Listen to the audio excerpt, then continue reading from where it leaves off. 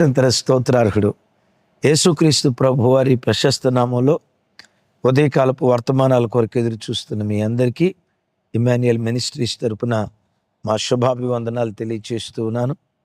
క్రీస్తునందు మాకు అత్యంత ప్రియమైన దైవజనాంగమ, మీ అందరి ప్రార్థన ద్వారా గత వారంలో ఇస్రాయేల్ దేశం వెళ్ళటానికి 4 దినాలు ఆ దేశంలో పనిచేయటానికి, దేవుని వాక్యం ప్రకటించడానికి ప్రభు కృప చూపించారు.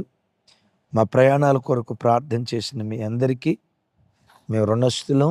మీ అందరికీ చేతులు జోడించి నిండు మనసుతో మీ అందరికీ కృతజ్ఞతలు తెలియచేస్తూ ఉన్నాం. ప్రత్యేకంగా నేను ఇస్రాయేల్ దేశం వెళ్ళటానికి దైవజనులు జీవా గారు అలాగే వారి సంఘబిడ్డలు ఎంతో ప్రయాసపడ్డారు. మేము ఆ దేశానికి వెళ్ళిన తర్వాత అనేక మంది బిడ్డలు వారి ప్రేమను ఆప్యాయతను కనపరుస్తూ బహు ఘనంగా, బహు గౌరవంగా, బహు ప్రేమతో ఆ బిడ్డలు మాకు ఆ స్థలంలో ప్రేమను పంచారు. ప్రత్యేకంగా సహోదరులు మునీష్ గారికి, మరి సత్యమణి ప్రియ చెల్లి శాంతికి, అలాగే ఇంకా అనేక మంది బిడ్డలు, ఒకరని కాదు, వాళ్ళందరికీ పేరు పేరున నా హృదయపు లోతులో నుంచి కృతజ్ఞతలు తెలియచేస్తూ ఉన్నాను. మీరు మా పట్ల చూపిన ప్రేమకు తగిన ప్రతిఫలం దేవుడు అనుగ్రహించునుగాక. మంచిది. రేపు మనకు మాసాంతర కూటం ఉంటుంది. ప్రతి నెల చివరి రోజు మాసాంతర కూటం. ప్రత్యేకంగా రేపు మాసాంతర కూటం ఓ ప్రత్యేకత ఉంది. ఈ 2026 సంవత్సరానికి సరిగ్గా మధ్య భాగంలో మనం ఉన్నాం. రేపటితో 6 మాసాలు పూర్తి చేసుకొని మరో నూతన 6 మాసాల్లో మనం ప్రవేశించబోతున్నాం. కుటుంబాలుగా రేపు రాత్రి మాసాంతర కూటంలో పాలు పంపులు పొందగలరని ప్రేమతో మీ అందరికీ మనవి చేస్తూ, ఈ దినం పరిశుద్ధాత్మ దేవుడు ఓ ప్రత్యేకమైన సందేశం మీతో పంచుకోమని నా హృదయాన్ని ప్రభువారు పురికొల్పారు. నన్ను పురికొల్పిన సందేశం రండి ధ్యానించుదాం. కీర్తనల గ్రంథం 102వ కీర్తన 13వ చరణం. నీవు లేచి సియోనును కరుణించెదవు, దాని మీద దయచూపు కాలము వచ్చెను, నిర్ణయ కాలమే వచ్చెను. విన్నారా? ఈ కీర్తన 102వ కీర్తన.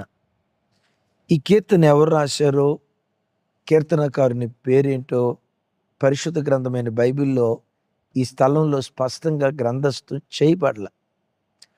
ఎవరు రాశారో గ్రంథస్థం చేయబడలేదు, కానీ ఏ స్థితిలో ఉండి రాశాడో అది మాత్రం బైబిల్లో గ్రంథస్థం చేయబడింది.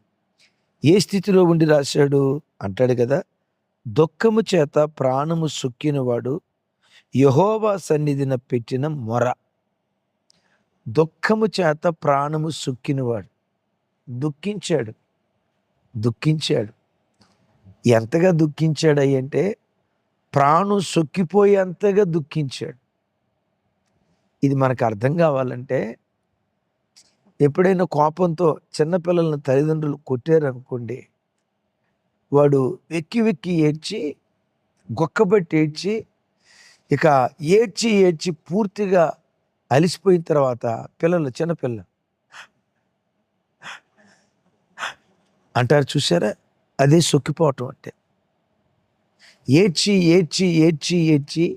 సొక్కిపోయేదాకా ఏడుస్తారే, ఈ భక్తుడు కూడా దుఃఖము చేత ప్రాణము సొక్కిపోయేంతగా ఏడ్చాడు.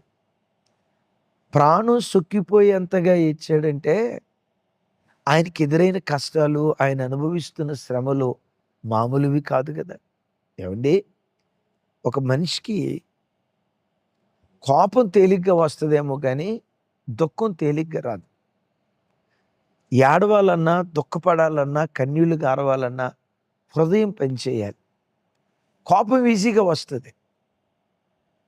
గుండె బ్రద్దలైనప్పుడే ఆ గుండెల్లో నుంచి కన్నీటి జలధార ప్రవహించడం ప్రారంభిస్తుంది. అంటే కన్నీటి జలధార వచ్చిందంటే ఎంత దయనీయమైన స్థితిలో ఉండి ఉంటాడు. మరి అంత దయనీయమైన స్థితిలో ఉండి ఏమంటున్నాడు తెలుసా?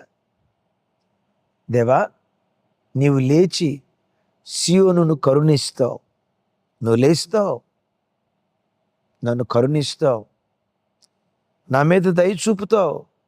వస్తుంది ఒక నిర్ణయ కాలం వస్తుంది.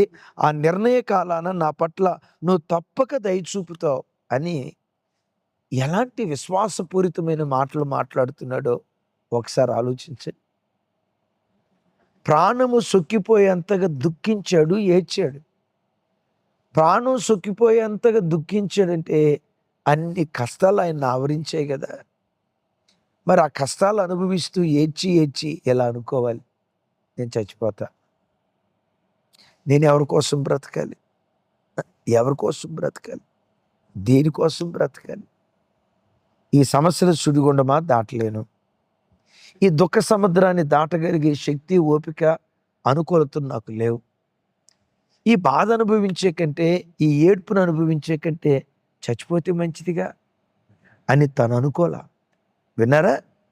అలాంటి ప్రాణము సొక్కిపోయేంత దుఃఖంలో ఉన్నా నీవు లేస్తావు, సియోనుగా పిలువబడుతున్న నన్ను కరుణిస్తావు.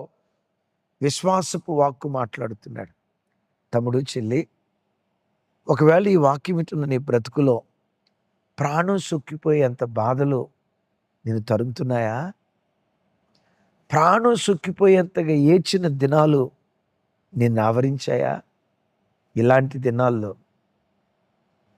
దేవుని సన్నిధిలో ఎంత ఏడవగలవో అంతేడు, ఎంత ప్రార్థన చేయగలవో అంత ప్రార్థన చేయి. కానీ నేను చస్తే బాగుండు అని అనుకోకు, నేను ఆత్మహత్య చేసుకుంటే బాగుండు అని అనుకోకు. నేను చచ్చేదాకా ఈ కష్టాలు ఇలాగే ఉంటాయి, నేను చచ్చిపోతే పోయిద్దిగా. చంపటానికి దేవుడు నిన్ను పుట్టించలా, చావటానికి దేవుడు నిన్ను పుట్టించలా. నీ మీద కొన్ని బృహత్తరమైన ప్రణాళికలు ఉన్నాయి. ఆ ప్రణాళికలు నెరవేర్చబడే వరకు సమస్యలతో పోరాడు. ఈ భక్తుడు మాట్లాడుతున్న మాట, నీవు లేచి సియోనును కరుణించెదవు. విశ్వాసపు మాట మాట్లాడాడే. ఎక్కడ కూర్చొని వాక్యం వింటున్నావు చెల్లి, తల్లి, తమ్ముడు? కూర్చొని నీ చుట్టూత చీకటి అలుముకున్న బూడిద లాంటి పరిస్థితులు ఎదురైనా విశ్వాస వాక్కు మాట్లాడు. ఎప్పుడు నిన్ను నీవు శపించుకునే మాటలు మాట్లాడకు. నా కర్మ, నా బ్రతుకంతా ఇంతే, ఇక జీవితాంతం ఏడ్పే, మంచి రోజులు రావు, జీవితం అంతా నా బ్రతుకు అవమానమే, నేను ఒక శాపగ్రస్తురాల్ని అని నిన్ను నీవు నిందించుకో. అవును, సౌలు చేత దావీదు తరమబడుతున్న దినాల్లో నా బ్రతుకు దినములన్నిట కృపాక్షేమాలే నా వెంట వస్తాయి, నా శత్రువు ఎదుట నాకు భోజనాన్ని సిద్ధపరుస్తాడు, నా భోజనపు అంటాడు కదా, నా గిన్నె నిండి పొంగి పొర్లుతూ ఉంది. ఏ మాటలు ఇవి? అలాంటి భయంకరమైన పరిస్థితిలో కూడా విశ్వాసపు మాట తాను కోల్పోలేదు. కూర్చున్న నీవు కూడా చెల్లి, తమ్ముడు, ఎక్కడ కూర్చున్నావో అక్కడుండి ఈ మాటను నా దేవుడు నా పక్షాన లేస్తాడు. తప్పకుండా దేవుడు నన్ను కరుణిస్తాడు. నా పట్ల దయ చూపే కాలం వస్తుంది. విన్నారా? నిర్ణయ కాలాన తప్పకుండా దేవుడు దయ చూపిస్తాడు. పదే పదే నీ నోటితో ఆ విశ్వాసపు మాట పలుకుతూ ఉండు. నువ్వు పలుకుతూ ఉండగానే నీ పక్షాన దేవుడు లేచునుగాక. 68వ కీర్తన మొదటి 2 చరణాల్లో ఓ చక్కటి అద్భుతమైన మాట కీర్తనకర్త అంటాడు. దేవుడు నీ పక్షాన లేచినట్లుగా విశ్వాస వాక్కు మాట్లాడు. అలా మాట్లాడితే 68:1 అద్భుతం. 68:1 దేవుడు లేచునుగాక, ఆయన శత్రువులు చెదరిపోవుదురుగాక, ఆయనను ద్వేషించువారు ఆయన సన్నిధి నుండి పారిపోవుదురుగాక. విన్నారా? దేవుడు లేచునుగాక. నా చేతులెత్తి దీవిస్తున్న తల్లి, ఇదేను నీ పక్షాన దేవుడు లేచునుగాక, నీ పిల్లల పక్షాన దేవుడు లేచునుగాక, నీ భర్త పక్షాన దేవుడు లేచునుగాక, నీ కుటుంబ పక్షాన దేవుడు లేచునుగాక. ఆయన లేచాడా, శత్రువులు చెదిరిపోతారు, శత్రువులు పారిపోతారు. అయ్యా, దేవుని శత్రువులు ఎవరు? నీ శత్రువులు ఎవరో వాళ్ళు దేవుని శత్రువులే. నీ మిత్రుడే దేవునికి మిత్రువు, కానీ నీకు శత్రువుగా ఉన్న ప్రతివాడు నీ దేవునికి శత్రువు. విన్నారా? విన్నారా? నీకెవరు శత్రువో వాడు దేవునికి శత్రువు. రోగం నీ శత్రువైందా? అప్పుల సమస్య నీ శత్రువైందా? అవమానం నీ శత్రువైందా? ప్రజలు చేస్తున్న ఎగతాళి నీ బ్రతుకులో శత్రువైందా? ఏ శత్రువు చేతిలో చిక్కి గడిచిన దినాల్లో చితికిపోయావో, విశ్వాస వాక్కు నువ్వు మాట్లాడుతూ ఉండగా ఈ దినమే దేవుడు నీ పక్షాన లేచునుగాక. లేచి నీ శత్రువులందరూ పారిపోయేటట్లుగా దేవుడు ఒక వినూత్న కార్యం ఈ దినమే నీ బ్రతుకులో దేవుడు జరిగించునుగాక. అందుకనే కీర్తనకర్త అంటాడు, నీవు లేచి సియోనును కరుణించెదవు. ఆ తర్వాత అంటాడు, దాని పట్ల దయచూపు కాలము వచ్చెను. నీ పట్ల దేవుడు ఈ దినం దయచూపును గాక. దేవుని ప్రతినిధిగా చెప్తున్నాను, నీ పట్ల దేవుడు దయచూపును గాక. దేవుడు ఒక వ్యక్తి పట్ల దయచూపిస్తే ఏం జరుగుతుంది? దినవృత్తాంతాల మొదటి గ్రంథం 28వ అధ్యాయం 4వ వచనం, ఇజ్రాయేలీల మీద నిత్యము రాజునయుండుటకు ఇజ్రాయేలీల దేవుడైన యెహోవా నా తండ్రి ఇంటి వారందరిలో నుండి నన్ను కోరుకొనెను. ఆయన యోధాగోత్రమును యోధాగోత్రపు వారిలో ప్రధానమైనదిగా నా తండ్రి ఇంటిని, నా తండ్రి ఇంటిలో ఉన్న నన్ను ఏర్పరచుకొని నాయందు ఆయన దయచూపి ఇశ్రాయేలీల మీద రాజుగా నియమించి ఉన్నాడు. Praise the lord. ఏమంట? ఆయన నాయందు దయచూపి, ఆయన నాయందు దయచూపి ఇశ్రాయేలీల మీద రాజుగా నియమించి ఉన్నాడు. ఆమేన్. దేవుని దయ బయలుదేరితే నీ జీవితంలో నియామకాలు జరుగుతాయి. దేవుని దయ బయలుదేరితే నీ జీవితంలో నియామకాలు బయలుదేరుతాయి. దావీదును దేని కొరకు నియమించాడట? ఇజ్రాయేలీల మీద రాజుగా దావీదును దేవుడు నియమించాడు. దేన్ని బట్టో తెలుసా? ఆ దావీదు మీదకి దేవుని దయ దిగి వచ్చింది. ఇజ్రాయేలు దేశంలో 12 గోత్రాలు. ఆ 12 గోత్రాల వారిలో లక్షల మంది యవన బిడ్డలు ఉన్నారు. ఆ లక్షల మంది యవన బిడ్డల్లో దావీదే ఎందుకు రాజయ్యాడో తెలుసా? దావీదు మీదకి దేవుని దయ దిగి వచ్చింది. షోషాను కోటలో ఎంతోమంది కన్యకలు రాజు మనసు గెలుచుకోవాలని వస్తున్నారు. ఎస్తేరే రాణిగా రాజాస్థానంలో కూర్చుంది. ఎస్తేర్నే అహష్వేరోషు రాజు ఎందుకు కోరుకున్నాడో తెలుసా? ఎస్తేర్ను చూడటంతో రాజు హృదయంలో దయ పుట్టిందట. విన్నారా? దావీదు మీదకి దిగి వచ్చిన దేవుని దయ, ఎస్తేరు మీదకి దిగి వచ్చిన దేవుని దయ ఈ దినం దేవుడు నీకు ఇచ్చిన నీ పిల్లల మీద దేవుడు కుమరించునుగా. ఆయన దయే దిగి వస్తే గొర్రెల దొడ్డిలో నుంచి లేవనెత్తబడి పరిపాలన చేయటానికి రాజు అయ్యాడు. ఆయన దయ దిగి వచ్చింది కనుక అమ్మబడిన దాసురాలిగా ఉన్న ఎస్తేరు 127 సంస్థానాలకు మహారాణిగా మార్చబడింది.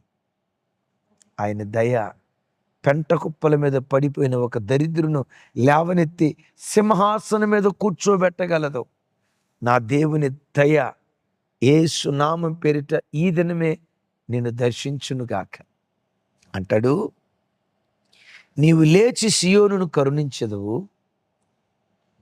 దాని పట్ల దయచూపు కాలము వచ్చెను, నిర్ణయ కాలమే వచ్చెను.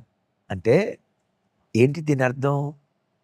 నీ పట్ల ఏ కాలంలో దయచూపాలో, ఎప్పుడు దయచూపాలో ఒక కాలాన్ని నిర్ణయించాడు.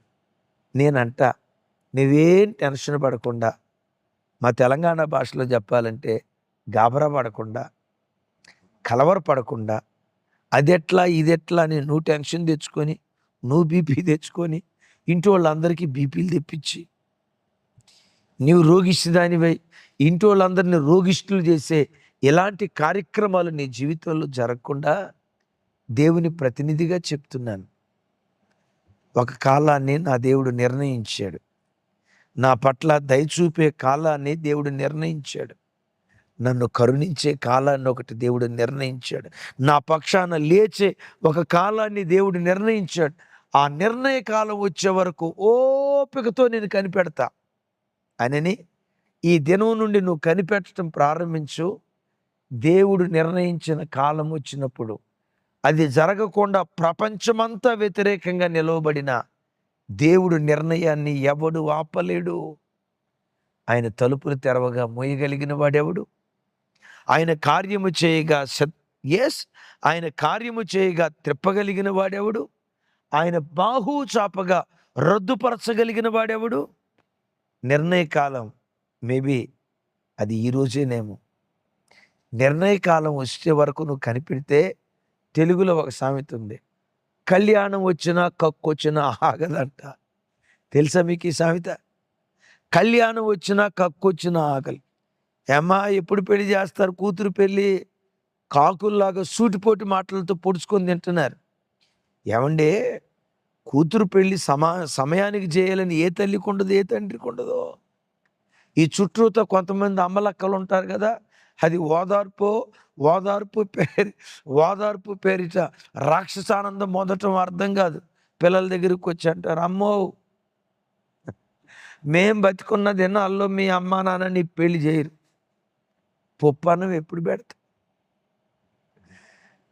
మీ అమ్మా నాన్న నీ పెళ్లి చేయరమ్మా, నీ బతికింతే ఉంటుందమ్మా. వీళ్ళేదో దేశాన్ని ఉద్ధరించే వాళ్ళలాగా జాతి రత్నాలు మాట్లాడినట్టు మాట్లాడతారు. విన్నారా ఈ మాటలు? ఈ మాటలన్నీ వింటూ ఏడుస్తూ అయ్యో అట్లయిపోయింది ఇట్లయిపోయిందని ఏడవకుండా గమనించండి. అయ్యో ఇంకా పెళ్లి చేయలేదా, పెళ్లి చేయలేదని అందరూ అంటూ ఉంటే ఆ మాటలను ఏడుస్తూ ఉంటాం. కానీ అద్భుతం, దేవుడు నియమించిన వివాహ కాలం వచ్చినప్పుడు 20 సంవత్సరాలు బట్టి ఎదురు చూసిన జరగని కార్యం, 10 సంవత్సరాలు బట్టి ఎదురు చూసిన జరగని కార్యం టక టక టక టక 10 సంవత్సరాలు ఎదురు చూసిన కార్యం 10 రోజుల్లో పూర్తి అయ్యేటట్టుగా చేస్తాడు. అందుకనే కళ్యాణం వచ్చినా కక్కొచ్చినా ఆగదని. కళ్యాణం వచ్చినా కక్కొచ్చినా ఆగిద్దో లేదో నాకు తెలియదు, కానీ దేవుని నిర్ణయ కాలం వచ్చినప్పుడు ప్రపంచమంతా నీకు వ్యతిరేకంగా నిలవబడిన దేవుని నిర్ణయ కాలం వచ్చినప్పుడు దేవుడు కార్యాలు చేయకుండా ఎవ్వడు ఆపలేడు అన్నాడు కదా. నీవు లేచి సియోనును కరుణిస్తావు. దయచూపే కాలం వచ్చింది, నిర్ణయ కాలమే వచ్చెను అని అంటాడు కదా.